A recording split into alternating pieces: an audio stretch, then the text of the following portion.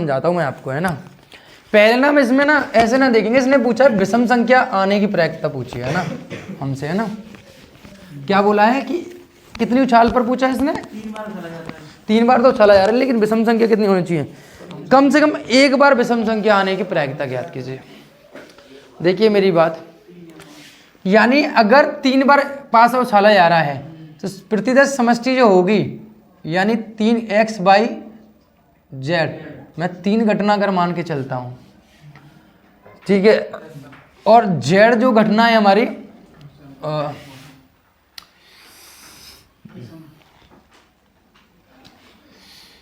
कम से कम 3 उछालों पर से एक पे क्या आना चाहिए हमारा? वो आना चाहिए, है ना। हाँ, तो ये होना चाहिए। और 3 बार उछाला रहे, एक फासे पे अंक कितने होते हैं? ये अंक कौन कौन से यहाँ पे? ये x/z, यानी ये कहाँ मिलेंगे आपको? ये मिलेंगे आपको 1 2 3 4 और 5 और 6, इनमें से कोई से होंगे तीनों, यानी तीनों छालों में से x/z आएंगे। और x/z कहाँ से कौन से अंक होंगे? 1 2 3 4 5 6 में से कोई होगा, राइट। और मुझे ये पता है कि सैंपल, चलिए क्वेश्चन नंबर हमारा 13 है ना। 2 गेंद एक बॉक्स में प्रतिस्थापित करके निकाली जाती हैं। बॉक्स में 10 काली 8 लाल गेंद हैं, तो प्रायिकता ज्ञात कीजिए कि दोनों गेंद लाल हो, प्रथम काली एवं दूसरी लाल हो, एक काली तथा एक लाल हो। यानी 3 घटना इसने यहाँ बताई हैं, ठीक है। 3 घटनाओं पर यहाँ काम करना है। तो इसमें अगर हम ये कहते हैं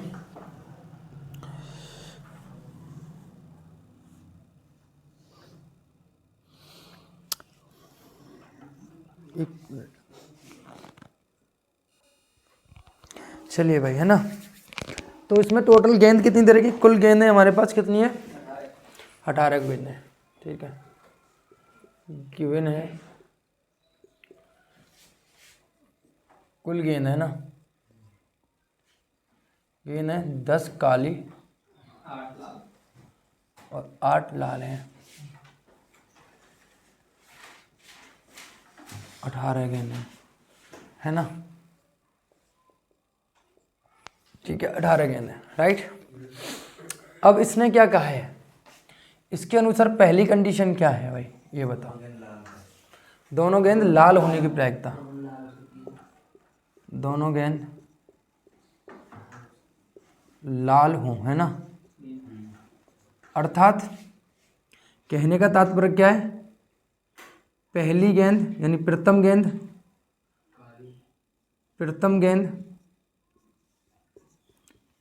गेंद लाल होने की प्लस नहीं सॉरी इनटू, है ना, दोनों निकलेंगे ना। द्वितीय गेंद भी कैसी हो? गेंद लाल हो, है ना, यही है। तो आपको पता है अगर मैं कुल परिणामों की बात करता हूँ, अनुकूल परिणाम बटे कुल परिणाम होती है, तो पहली गेंद की प्रायिकता निकालोगे तो यहाँ पे, हाँ दोनों ही लाल हैं भाई दोनों लाल हैं, दोनों गेंद लाल हो। क्यों निकालने की? पहली गेंद निकालनी है फिर दूसरी निकालनी, दोनों अलग अलग घटनाएं हैं, समझ रहे हो। ये 2 बार में घटित हो रहे हैं, दोनों बारों में लाल 6 हैं। तो टोटल गेंद कितनी है हमारे पास? 8, उनमें से कितनी निकाली जाएंगी? 1, संचय लगेगा यहाँ पे, समझ रहे हो। फिर टोटल गेंद कितनी? 18 है, उनमें से कितनी निकाली जाएगी? 1, सही है। तो पहली घटना। दूसरी बार में फिर दोबारा से 8 C1 और दूसरी कितनी है? 18 C1, ये भी ये होगी, सही है भाई। इसे सॉल्व करो, कितना आएगा इसका आंसर? NC1 का वैल्यू कितनी होती है भाई? NC1 की वैल्यू होती है, आपको पता है, n फैक्टोरियल अपॉन 1 फैक्टोरियल और n माइनस 1 फैक्टोरियल। यानी 1 फैक्टोरियल की वैल्यू कितनी होती है? वो तो 1 ही होती है कि जीरो की कितनी हो जाती है? 1 होती है। तो n और n माइनस 1 फैक्टोरियल, तो ये कट जाएगा आपका n माइनस 1 फैक्टोरियल, यानी अर्थात ये तो उड़ गया। यानी एक्चुअली वैल्यू कितनी होती है इसकी? n होती है ना। NC1 की n होती है, यानी 8 आएगा ऊपर और नीचे कितना आएगा? 18, इंटू कितना आएगा? 8 आएगा और नीचे कितना आएगा? 18। तो काटा पीटी करो, तो 2 से काटेंगे, 4/9 और 4/9, तो 16/9 81।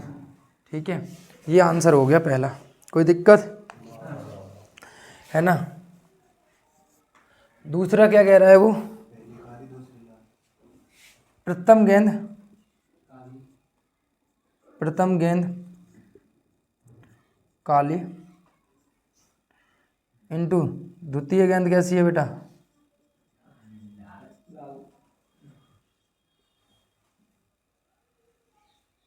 सही है।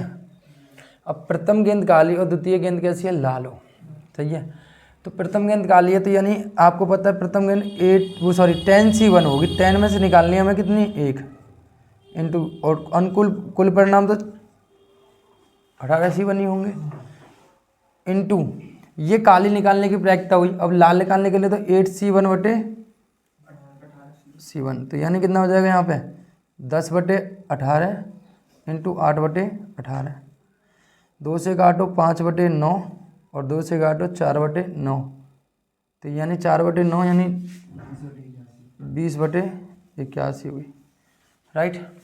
नंबर तीसरी देखिए, तीसरी में क्या कह रहे हैं? एक लाल और एक काली गेंद, एक लाल और एक काली। दूसरी प्रथम की बात नहीं की है उसने यहाँ पे, एक काली तथा एक लाल हो। दूसरी का मतलब है कि फिर दूसरी का तो अब यहाँ दूसरी दे रही तो इसका यही आंसर आएगा दूसरी में, तो उसमें फिर फर्क ही क्या हुआ भाई? लाल आगे हो जाएगी, काली से तो कोई मतलब नहीं, उसका तो आंसर 20/81 होगा ना, उससे क्या फर्क पड़ रहा है ना? अच्छा, तुम इस तीसरे वाले का आंसर तुम वैसे भी दे सकते हो, 20/81 2 का गुणा कर दो, 40/81 आ रहा होगा तीसरे का आंसर, क्योंकि एक काली एक लाल, या तो पहले काली आ जाएगी दूसरी लाल निकलेगी, या पहले लाल निकल जाएगी फिर काली निकलेगी, तो आंसर तो 20/81 होना दोनों का, तो आंसर कितना हुआ टोटल? 40। तो तीसरे का आंसर सीधा सीधा आ रहा होगा। बात समझ में आई नहीं भाई? दो घटना हो सकती हैं, एक काली हो, एक काली तथा दूसरी एक लाल, है ना? तो आपको पता है ये तो आप निकालोगे तो कितना होगा? 10C1/18C1 इंटू पहले काली निकली आई, फिर हम लाल निकालेंगे तो 18C1 प्लस फिर पहले लाल निकल आई, फिर क्या आएगी? काली निकल के आएगी 10C1, तो 18C1। तो इसकी भी वैल्यू कितनी होगी? अभी सॉल्व किया 40/81, तो इसकी भी वैल्यू कितनी निकलेगी? 40/81, यानी टोटल कितना होगा आपका? 80/81 हुआ। 8 से कट जाएगा, 8 से क्या कटेगा ये? सॉरी 20/81 आ रहा आंसर। तो 20/81 कोई बात नहीं, ठीक है भाई।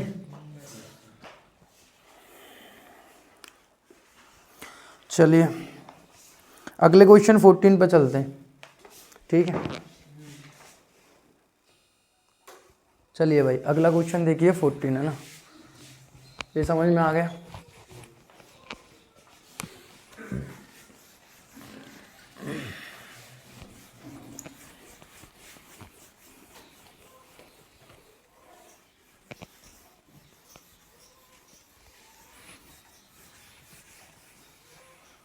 क्वेश्चन है हमारा 14, एक विशेष समस्या को ए और बी द्वारा स्वतंत्र रूप से हल करने की प्रायिकता क्रमांश 1/2 और 1/3 है।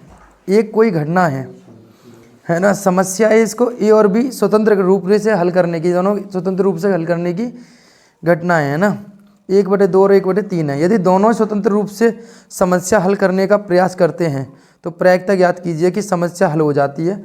उनमें से तथ्य कोई एक समस्या हल कर लेता है, कोई एक हो जाएगी या उनमें दोनों में समस्या हल हो जाती है ना, ये देखना है हमें।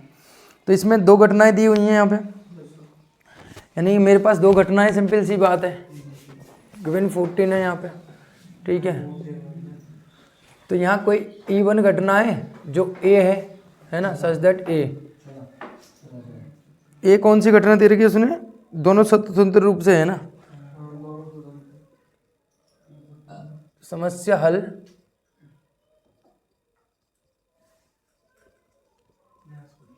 प्रयास नहीं कर लेता है ना, और यहाँ समस्या E2 कोई घटना है, वो भी यही कह रहा है बी जो है समस्या हल कर लेता है। दोनों यही घटना है ना। तो PE1 कितनी दे रखी है उसने भाई, वो दे रखी 1/2, और दूसरी कितनी दे रखी है यहाँ पे 1/3। ठीक है, तो पहली घटना इसने पूछी है P समस्या हल, P जो है समस्या हल कर लेता है ना, यही है ना। तो बताओ, अब मुझे वही वाली बात है, मैंने कल एक चीज सिखाई थी आपको। क्या सिखाई थी बताओ, कि जब भी ऐसे क्वेश्चन पूछे तो उसके अपोजिट निकालो पहले आप। अपोजिट क्या, 1 - P समस्या हल, समस्या हल नहीं करता है ना, नहीं होती है, करता है, कर पाता है ना।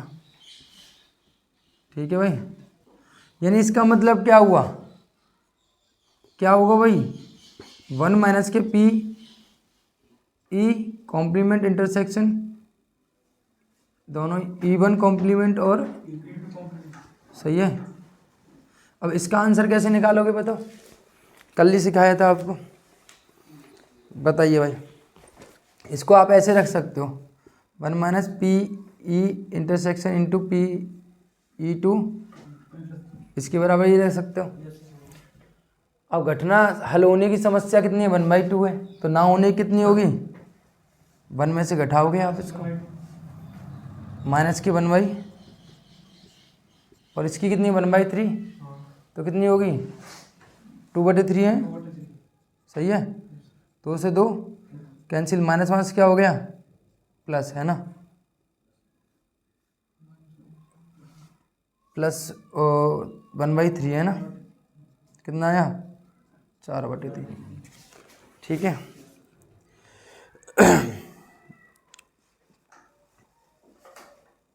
अच्छा हमने एक गलती कर दी है, ये 1 में से घटाएंगे माइनस के 1/2 को, तो 1/2 आएंगे यहाँ पर, ना कि 1। इसको तुम ऐसे कर लो, मैं बताऊँ कंफ्यूज हो जाओगे नहीं तो तुम इसको करेंगे तो 1 - के 1/2 इंटू 1 - के 1/3, तो 1 - के 1/2, और यहाँ हो जाएगा 2/3, तो 1 - के 1/3, यहाँ कितना आएगा 2/3। ये आंसर आ गया। तो हमें देखो वही वाली बात है, एक रिलेशन आपको पता है, समस्या हल होने की और ना होने की ये है, तो इन दोनों का रिलेशन मैंने कल भी बताया था आपको, कितना होता है, ये होता है 1। तो अगर मुझे ये निकालनी है तो क्या होगा, 1 - के PE, सही है ना, ये होगा ना होने के हल में से घटा दीजिए आप, है ना, सही है नहीं। तो हमने ये निकाल लिया, हमारा आसानी से निकल कर आ गया। आप कहोगे सर वैसे क्यों नहीं निकाला फिर हमने, वैसे आंसर नहीं आएगा, आप देखो करके देख लो। आप सोचोगे ना, आप सर PE इंटरसेक्शन F ये स्वतंत्र घटनाओं को प्रूफ करने के लिए होती है, ना कि ये बताने के लिए समस्या का हल हो सकता है ना। तो हमने तो इस फॉर्मूले से चले हैं इन दोनों को लेकर, ठीक है। तो अगर हम इसे निकालते, इसको देखो PE, तुम्हारा आंसर मैच ही नहीं करता, E2 कितना होगा 1/2 और 1/3, कितना आएगा 1/6 आ रहा है, जबकि आंसर कितना आ रहा है 2/3 आ रहा है। तो हमें से इससे वैलिड आंसर निकल के आते हैं एकदम करेक्ट, ठीक है, इस रिलेशन से। अगर वो ये पूछता तो ना होने की, तो हम होने की घटा देते, उस पर होने की संभावना को माइनस कर देते, फिर हम हमारे एक में से टोटल घटनाओं में से।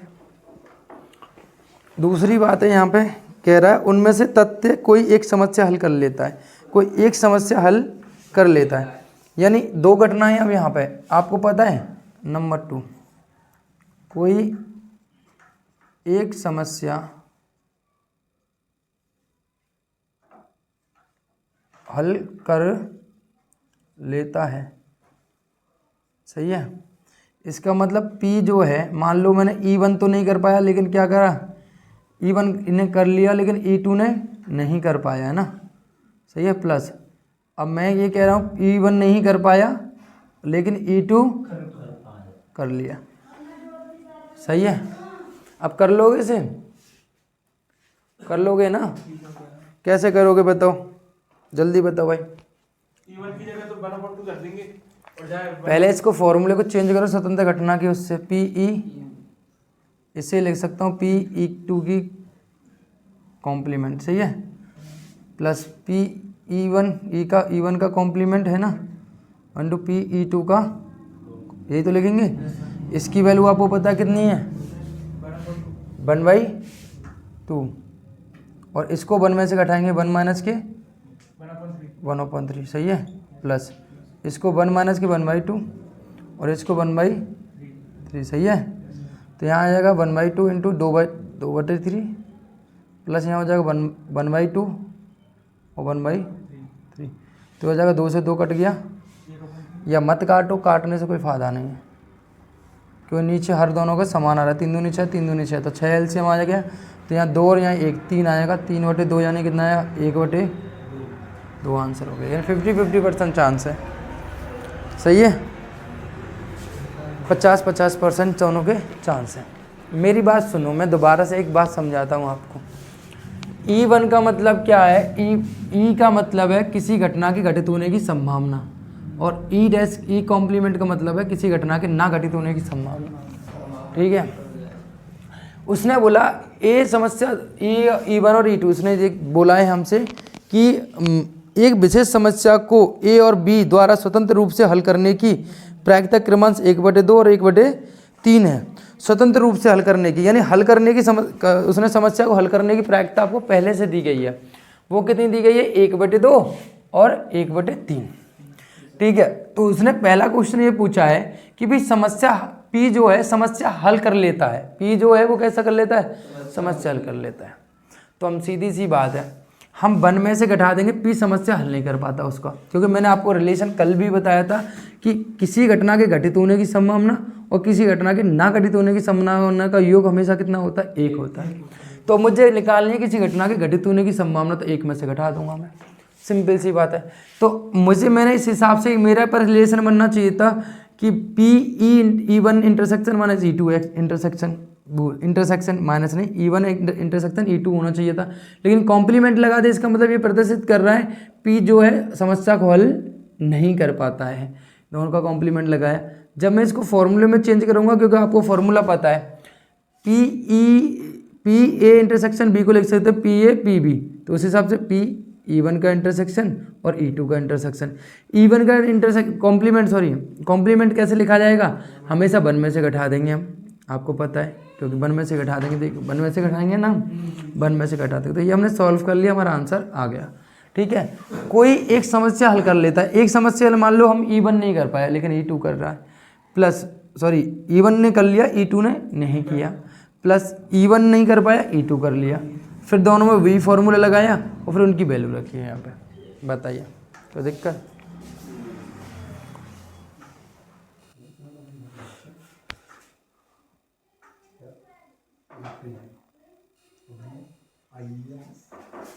क्वेश्चन देखिए भाई, यहाँ पे हमारा क्वेश्चन है 15 है ना, अगला क्वेश्चन पढ़िए। ताश के 52 पत्तों की एक सुमिश्रित गड्डी से एक पत्ता यादृच्छिक निकाला जाता है। ताश के 52 पत्तों की एक सुमिश्रित गड्डी से एक पत्ता यादृच्छिक निकाला जाता है, निम्नलिखित में से किन दशाओं में घटना ई और एफ स्वतंत्र है। बहुत सिंपल क्वेश्चन है, ठीक है। तो अब यहाँ पर क्या है, 52 ताश के पत्ते हैं, ठीक है। 52 ताश के पत्तों में जो है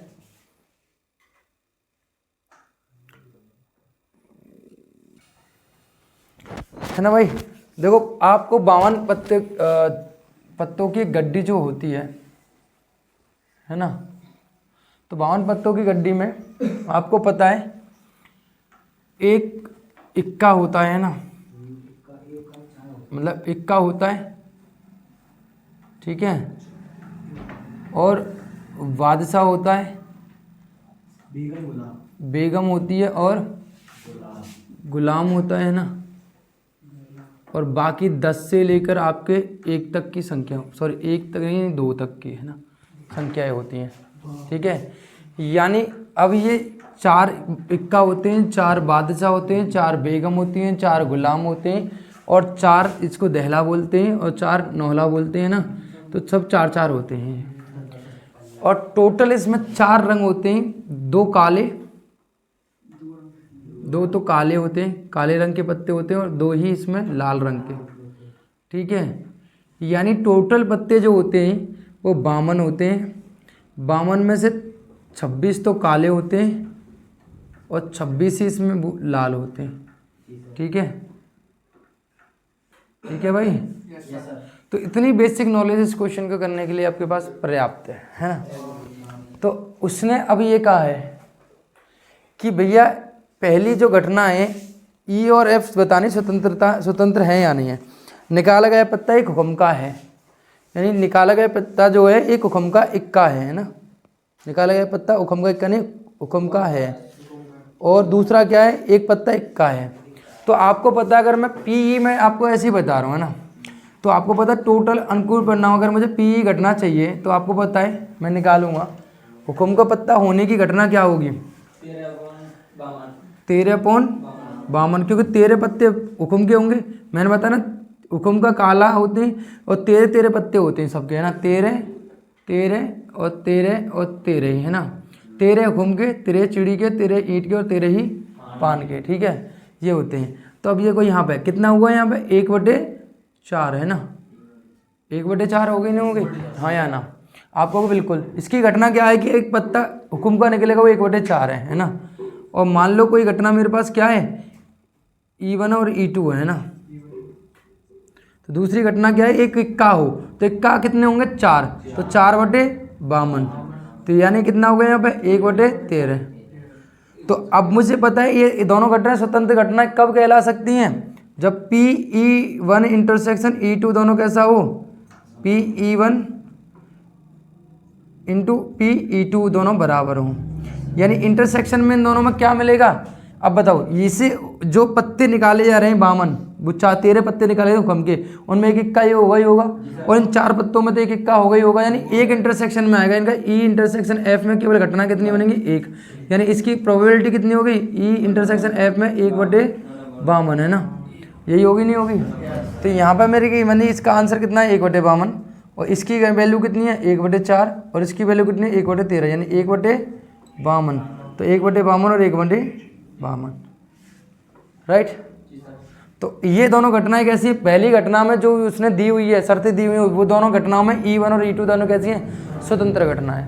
क्लियर है ना, बात समझ में आई, या डिटेल में लिख कर बताऊं हर चीज़, बात समझ में आ रही है। तो मोरल ऑफ द स्टोरी सुनो क्वेश्चन की। दूसरी देखो, इसमें दूसरी घटना बोली गई है। इसने कहा निकाला गया पत्ता एक काले रंग का है और निकाला गया पत्ता एक बादशाह है। अब निकाला गया पत्ता, बात तो वही है ना।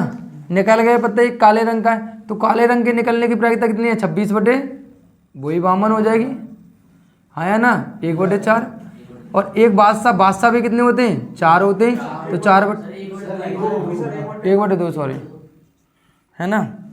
तो यहाँ पे देखो 4 बादशाह होते हैं और यहाँ बादशाह हो तो 4/52, ठीक है। यहाँ कितना हो जाएगा 1/13, राइट, यही होगा ना। टोटल पत्तों में 4 निकालने हैं और टोटल पत्रों में से 26 पत्ते निकलने की प्रायिकता, सही है। तो ये इतना होगा। तो यहाँ पे इंटरसेक्शन निकालेंगे, इन दोनों का इंटरसेक्शन बताओ, कितने पत्ते मिल सकते हैं, 2 बादशाहें, तो दोनों काले रंग के मिल जाएंगे, यानी 2 हो जाएंगे यहाँ पे ना। तो E1 इंटर E2, सही है। तो बराबर कितना हो जाएगा यहाँ पर 2/52, सही है।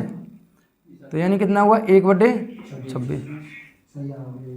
तो यहाँ देखो PE1 इंटरसेक्शन E2 बराबर होगा PE1 और PE2, यानी कितना होगा यहाँ पे 1/26 और 1/2 और 1/13, 1/26, सही है। क्लियर है। तो 1/26 और 1/26 क्लियर है, बात समझ में आई आपको। तो ये भी दोनों कैसी स्वतंत्र घटनाएं हैं इसके हिसाब से, है ना, पूछा है। नंबर तीसरे में निकाला गया पता है एक बादशाह या एक बेगम हो, तो एक बादशाह एक बेगम, तो 4 बेगम 4 बादशाह होते हैं, यानी घटना अनुकूल परिणाम कितने होंगे 8। तो पहली घटना होगी 8/52, ठीक है, तो कितना होगा, तो 2/13, ठीक है। दूसरी घटना क्या कह रहा है, निकाला गया पत्ता एक बेगम या एक गुलाम हो, तो वो भी 4 और 4 8, तो वो भी कितनी होगी 2/13 ही होगी, सही है ना। तो PE1 जितनी होगी PE2 जितनी होगी, दोनों का इंटरसेक्शन कितने मिलेंगे, बताओ कितने मिल जाएंगे, दोनों में इंटरसेक्शन मिलेंगे, बेगम बेगम मिल जाएंगे 4/52, 4/52 हो जाएगा, सही है, क्योंकि बेगम इसमें भी है, बेगम इसमें भी है, 4 और 4 बेगम मिल जाएंगी, तो 4/52 या मतलब 1/13 है ना, तो 1/13, तो क्या 1/13 बराबर होगा, इंटरसेक्शन इतना रहा है, सही है, तो 1/13 क्या 2/13 इंटू 2/13 के बराबर होगा, नहीं होगा, तो ये लास्ट वाली कंडीशन जो है वो स्वतंत्र घटनाओं में नहीं आएंगी, राइट, लास्ट वाली दोनों स्वतंत्र घटनाओं में नहीं है, क्लियर है। बताओ कोई दिक्कत है भाई, हाँ जी, बात समझ में आ रही नहीं आ रही, कहाँ कन्फ्यूजन है। इंटरसेक्शन मतलब भैया मिलना, है ना, हाँ, समझ लो एक तरफ चाइनीज खड़े हुए हैं, है ना, और ये चाइनीज है ना, और ये भाई साहब पाकिस्तान के, ठीक है ना। अब इन दोनों ये अपने जैसे देखेंगे, ये अपने जैसे देखेंगे, दोनों में पहचाने आराम से जा सकते हैं ना, रंग रूप देख रहे हो आराम से, है ना, हर चीज़ से। तो इन दोनों में क्या सी चीज़ मिल रही है आपको, कॉमन निकालने का मतलब है कि देखो इसमें जो मुझे निकालने के लिए बोला है, इसने क्या बोला था हमारा, यहाँ कितने पत्ते कितने लाल हैं, शायद लाल हैं पहले में या काले हैं, 13 काले या लाल हैं, 13 काले हैं, तो 1/4 हो, कालों में मतलब 13 काले में इक्का भी आएगा, बादशाह भी आएगा, बेगम भी आएगा, गुलाम भी आएगा, थैला भी आएगा, ठीक है। और यहाँ 4 इक्का हैं, तो उन इक्का में एक इक्का तो होगा इस रंग का, या नहीं होगा, तो एक कॉमन मिला नहीं मिला इनका, तो फिर एक मिला। इनकी प्रोबेबिलिटी निकालनी है, तो अनुकूल परिणाम बटे कुल परिणाम, अनुकूल परिणाम कितने, एक, टोटल परिणाम कितने 52, तो 1/52 हो गए, ऐसे निकलता है इंटरसेक्शन। बात समझ में आई। सर आप पूछ रहे थे कि चाइनीज और इसमें से कौन से सामान है, सर ये आंख और नाक सामान है बस, स्ट्रक्चर बॉडी स्ट्रक्चर तो बस है, सही है, अगला सवाल सर। ठीक है भाई। अब देखिए क्वेश्चन, हम अगर अगला लास्ट सेकंड लास्ट क्वेश्चन है, इसको समझते हैं, ठीक है, फिर आपके MCQ हैं वो तो आप कर ही लोगे, है ना। तो क्वेश्चन है यहाँ पे आपका कि एक छात्रावास में 60% विद्यार्थी हिंदी को, 40% अंग्रेजी को और 20% दोनों अखबारों को पढ़ते हैं, तो 40% तो 60% तो हिंदी को पढ़ रहे हैं, यानी मैं मान रहा हूँ हिंदी को पढ़ने वाले प्रोबेबिलिटी कितनी होगी H, है ना, मैं डायरेक्ट बता रहा हूँ, वो 60% में कितना होगा 100 परसेंटेज है, 60% 100, यानी आंसर कितना निकलेगा, 20 से काटेंगे तो 3/5, सही है।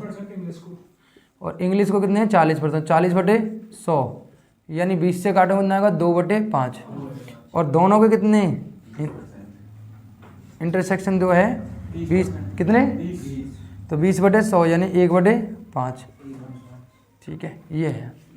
अब उसने दोनों पहला क्वेश्चन क्या पूछा है हमसे, सही है भाई। ये PH है सर, PH H और E इंग्लिश और हिंदी, ठीक है। अब वो कह रहा है कि P ना तो हिंदी और ना ही अंग्रेजी पढ़ने वाले विद्यार्थी है ना तो हिंदी और अंग्रेजी दोनों में से कोई नहीं पढ़े, यानी हमें निकालना क्या है, एक्चुअली में पहला जो कंडीशन निकालनी है, हाँ 16 में भाई सब लो, ठीक है भाई, ये निकालना है हमें। इसका मतलब क्या होता है, मैंने आपको बताया था, P अगर ये निकालना है तो आपको क्या होगा, E यूनियन E का कॉम्प्लीमेंट लिख सकते हैं हम, ये बताया था, इसको ऐसे चेंज कर सकते हैं, यानी इसका मतलब क्या है कि P- के इसको लिख सकता हूँ मैं कितना, 1 के PHUE, है ना, ये लिख सकता हूँ। अब इसको कैसे निकाला जाएगा आपको पता है, PH प्लस के PE है ना, माइनस के PH इंटरसेक्शन E, इस फॉर्मूले से खोला जा सकता है इसको, E तो इंग्लिश सही है। सर ये दोनों 1 माइनस पी एच कितना है भाई साहब आपके पास 3/5, ये कितना है आपके पास 2/5, और ये कितना है आपके पास 1/5। तो जल्दी बताओ, ये 5 और ये 4, तो इधर बचेगा 4/5, यानी इसका हो जाएगा 1/5 आंसर। कोई दिक्कत हाँ सर। है ये? सर ये यूनियन में कैसे दिया है दोनों? ठीक है। कल मैंने आपको बताया था भाई साहब, सॉरी कहाँ मैं लिख रहा हूँ यार, A intersection B, A intersection sorry A intersection को मैं लिख सकता हूँ ए यूनियन बी का कॉम्प्लीमेंट, दोनों प्रॉपर्टी बराबर होती हैं। अब मुझे ये निकालना है, तो आपको पता है 1 माइनस के क्या होगा, आप इसको लिख सकते हो ए यूनियन बी लिख सकते हो। सही है। ए यूनियन बी निकालने के लिए फॉर्मूला आपको पता ही है, ये कई बार लिख चुके हैं। सर इसका क्या मतलब है, ये साइड आ जाएंगे ए की पावर n।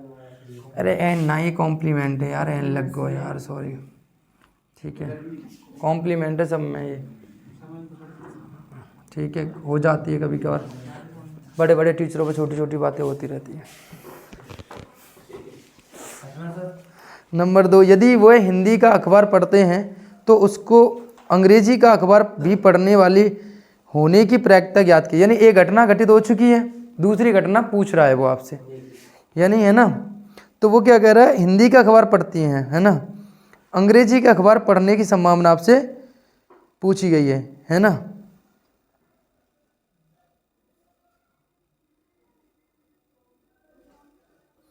ठीक है भाई, यदि वो हिंदी का अखबार पढ़ती है तो उसके अंग्रेजी का अखबार भी पढ़ने वाली होने की प्रायिकता ज्ञात कीजिए। ठीक है, यानी अंग्रेजी की पूछेगी तो अंग्रेजी की कहाँ आएगी, नीचे आएगी, है ना, बात है ना। ये तो वही हो गई, ये घटना हो चुकी है, दूसरी घटना वो पूछी गई, यानी पहली एक्सरसाइज का एक कॉन्सेप्ट है ये तो, है ना। सही है नहीं?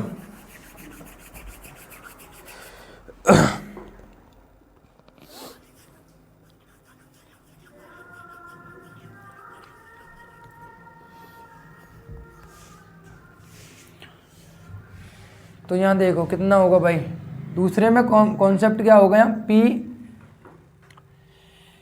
ई अपॉन एच, क्योंकि ये घटना घटित हो चुकी है हिंदी वाली, समझ रहे हो ना, यही तो होगा, H intersection E upon P H. तो बहुत आसान है ये तो, कितना है 1/5, और ये कितना है आपके पास 1/5, और कितना है ये हमारा 3/5, तो 1/3 आ गया, हाँ या ना।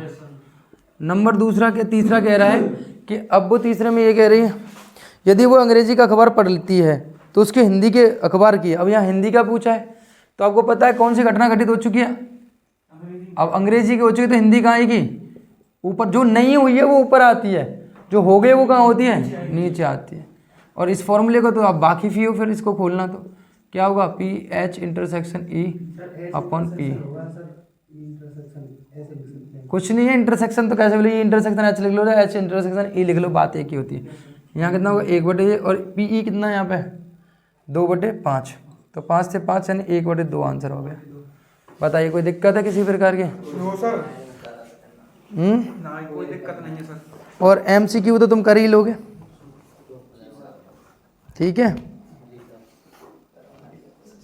क्या कह रहा है, उत्तरमाला देख लेंगे, उत्तरमाला नहीं देखना, कॉन्सेप्ट से ही करना है, ठीक है। ये 17वां और 18वां,